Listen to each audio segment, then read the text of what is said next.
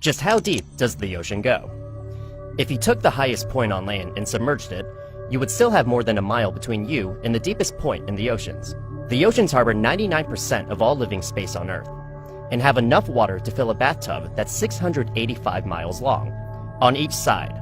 For scale, here's a human, and here's a blue whale, the largest animal on Earth. Blue whales usually hunt at depths of around 330 feet, within the well-lit zone of the ocean.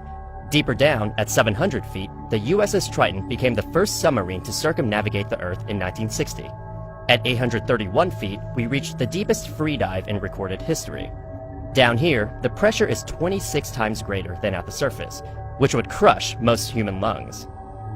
But whales manage it, diving to a max depth of 1,640 feet where they hunt giant squid. At 2,400 feet, we reach the danger zone for modern nuclear attack submarines. Any deeper, and the submarine's hull would implode. 2,722 feet down is where the tip of the world's tallest building, the Burj Khalifa, would reach. A little farther, at 3,280 feet, we're deep enough that sunlight can't reach us. We've now entered the midnight zone.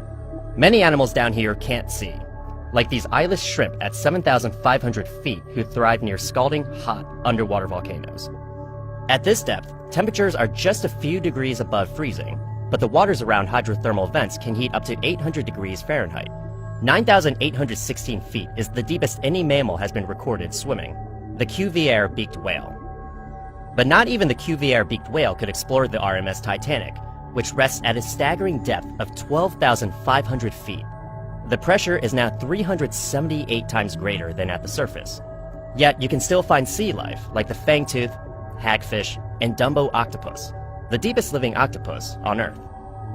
At 20,000 feet is the Hadal Zone, an area designated for the ocean's deepest trenches, like the Mariana Trench.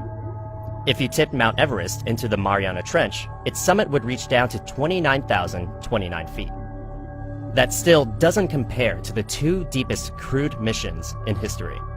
In 2012, director James Cameron descended to 35,756 feet for the Deep Sea Challenger mission. But Cameron didn't quite break the record, which was set by oceanographer Jacques Piccard and Lieutenant Don Walsh in 1960.